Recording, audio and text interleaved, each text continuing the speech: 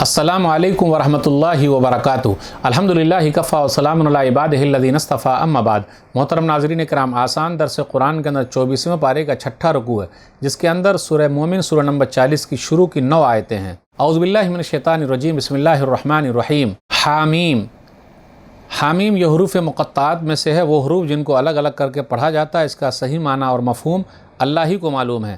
تنزیل الکتاب من اللہ العزیز العلیم، یہ کتاب قرآن اللہ کی طرف سے ہے جو سب پر غالب، بڑا زبردست، سب کچھ جاننے والا ہے۔ غافر الذنب وقابل التوب شدید العقاب ذی الطول لا الہ الا ہو الیہ المصیر، گناہوں کو معاف کرنے والا، توبہ قبول کرنے والا، سخت سزا دینے والا، بڑے فضل والا داتا ہے، اس کے سوا کوئی حقیقی اور سچا معبود نہیں ہے، سب کو اسی کے پاس لوٹ کر جانا ہے۔ ما یجادل فی آیات اللہ الا الذین کفروا فلا یغررک تقلبهم فی البلاد، اللہ کی آیتوں کے بارے میں صرف کافر لوگ ہی جھگڑتے ہیں، بحث کرتے ہیں، اس لیے ان لوگوں کا شہروں میں یعنی ملکوں میں چلنا پھرنا آپ صلی اللہ علیہ وسلم کو دھوکے میں نہ ڈال دے، یعنی کفر کے باوجود کافروں کی خوشحالی آپ صلی اللہ علیہ وسلم کو دھوکے میں نہ ڈال دے۔ کذبت قبلہم قوم نوح والاحزاب من بعدہم وہمت کل امۃ برسولہم لیاخذوہ وجادلوا بالباطل لیدحضوا بہ الحق فاخذتہم فکیف کان عقاب، ان سے پہلے نوح علیہ السلام کی قوم اور ان کے بعد بہت سے گروہ نے بھی رسولوں کو جھٹلایا تھا، اور ان میں سے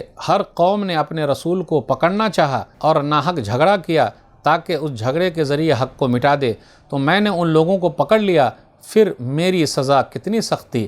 وَكَذَلِكَ حَقَّتْ كَلِمَةُ رَبِّكَ عَلَى الَّذِينَ كَفَرُوا أَنَّهُمْ أَصْحَابُ النَّارِ، اور کافروں، انکار کرنے والوں کے بارے میں آپ صلی اللہ علیہ وسلم کے رب کی یہ بات پکی ہو چکی ہے کہ بے شک وہ جہنمی لوگ ہیں۔ الَّذِينَ يَحْمِلُونَ الْعَرْشَ وَمَنْ حَوْلَهُ يُسَبِّحُونَ بِحَمْدِ رَبِّهِمْ وَيُؤْمِنُونَ بِهِ وَيَسْتَغْفِرُونَ لِلَّذِينَ آمَنُوا رَبَّنَا وَسِعْتَ كُلَّ شَيْءٍ رَحْمَةً وَعِلْمًا فاغْفِرْ لِلَّذِينَ تَابُوا وَاتَّبَعُوا سَبِيلَكَ وَقِهِمْ عَذَابَ الْجَحِيمِ، جو فرشتے عرش اٹھائے ہوئے ہیں اور جو فرشتے اس کے ارد گرد موجود ہیں، یہ سب اپنے رب کی پاکی بیان کرنے میں لگے ہوئے ہیں اور اس پر ایمان رکھتے ہیں، اور ایمان والوں کے لیے بخشش، گناہوں کے معافی مانگتے ہیں، اور کہتے ہیں اے ہمارے رب، تو نے اپنی رحمت اور علم سے ہر چیز کو گھیر رکھا ہے، تو ان لوگوں کو معاف کر دے جنہوں نے توبہ کی اور تیرے راستے کی پیروی کی، اور تو انہیں جہنم کی آگ سے بچا لے۔ ربنا وادخلہم جنات عدن التی وعدتہم ومن صلح من آبائہم وازواجہم وذریاتہم انک انت العزیز الحکیم، فرشتے کہتے ہیں اے ہمارے رب، اور تو ایمان والوں کو ہمیشہ رہنے والی جنتوں میں داخل کر دے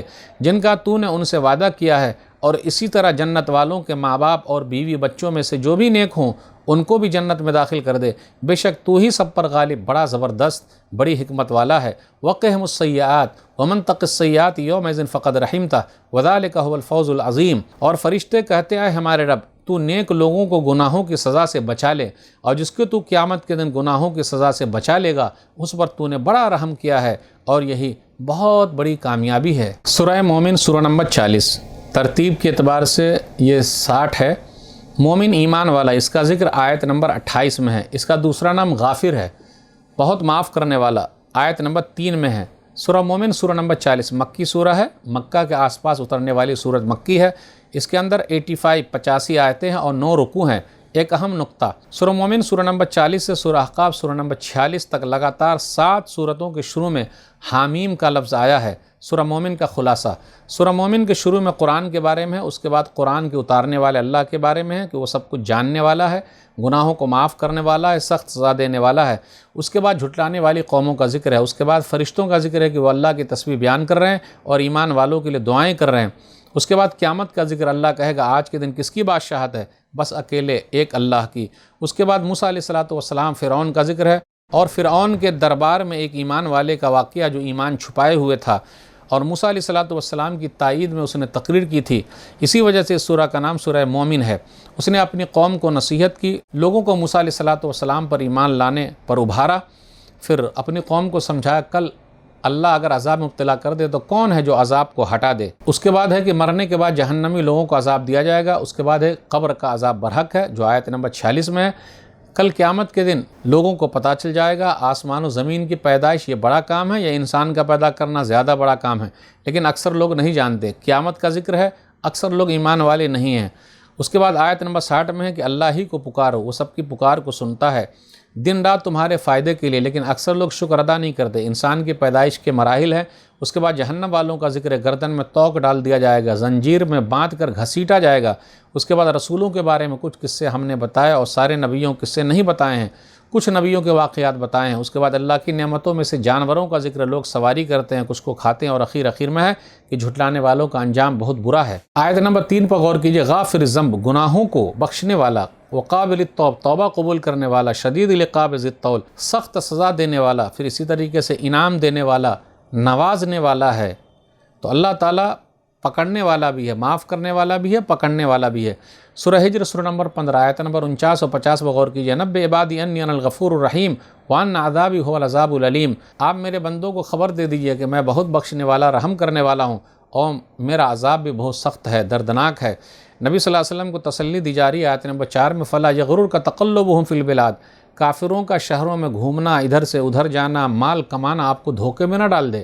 پوری دنیا مٹھی میں ہو گئی ہے، کافروں کے قبضے میں ہے، مال کما رہے ہیں، دولت کما رہے ہیں، تو آپ دھوکے میں نہ پڑیں، یہ دنیاوی زندگی کا سامان ہے، خزانہ ختم ہو جائے گا۔ قارون کا خزانہ ختم ہو گیا تو اس کا کاہے نہیں ختم ہوگا؟ انہیں جو مہلت ملی ہوئی ہے یہ مہمل نہیں چھوڑے جائیں گے، بیکار نہیں چھوڑے جائیں گے، اللہ ان کو پکڑنے والا ہے۔ اس کے بعد آیت نمبر 5 میں ہے کہ ہر امت نے اپنے رسولوں کو گرفتار کرنے کی کوشش کی، وَحَمَّتْ كُلُّ أُمَّةٍ بِرَسُولِهِمْ، تاکہ انہیں قتل کر دے یا قید کر دے یا سزا دے، پکڑنے کی کوشش کی ہے۔ نبی صلی اللہ علیہ وسلم کے ساتھ بھی ایسا ہی ہوا۔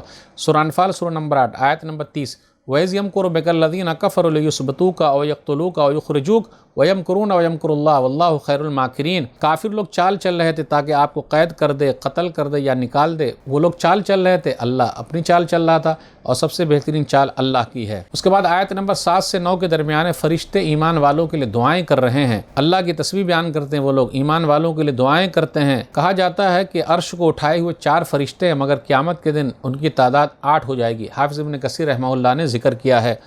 پھر اسی طریقے سے یہ بھی دعا کرتے ہیں کہ بیوی اور بال بچے، اولاد میں سے جو بھی نیک عمل کرنے والے ہیں، اللہ تو سب کو ملا دے، وَمَنْ صَلَحَ مِنْ آبَائِهِمْ وَأَزْوَاجِهِمْ وَذُرِّيَّاتِهِمْ، بالکل اسی طریقے سے ہے جیسے سورہ طور سورہ نمبر 52 میں آیت نمبر 21 میں ہے، وَالَّذِينَ آمَنُوا وَاتَّبَعَتْهُمْ ذُرِّيَّتُهُم بِإِيمَانٍ أَلْحَقْنَا بِهِمْ ذُرِّيَّتَهُمْ وَمَا أَلَتْنَاهُم مِّنْ عَمَلِهِم مِّن شَيْءٍ كُلُّ امْرِئٍ بِمَا كَسَبَ رَهِينٌ، جو ایمان لائے اور ان کی اولاد میں سے بھی جو ایمان لائے ہم ان کے ساتھ ملا دیں گے، اور کسی کے عمل میں کوئی کمی نہیں ہوگی۔ ہر آدمی اپنے عمل کی وجہ سے گروی رکھا ہوا ہے۔ پتہ یہ چلا دو ادنا قسم کے لوگ ہیں یعنی اولاد، تو وہ اعلیٰ قسم کے لوگوں کے ساتھ، بڑے لوگوں کے ساتھ، باپ کے ساتھ، دادا کے ساتھ جنت کے اندر ملا دیے جائیں گے۔ عمل کی کمی کو اللہ ختم کر دیں گے، اپنے فضل و کرم سے سب کو، بال بچے کو، بیوی کو، پورے خاندان والے کو ایک ساتھ ملا دیں گے۔ ذالک الفوز العظیم، یہ بہت بڑی کامیابی ہے۔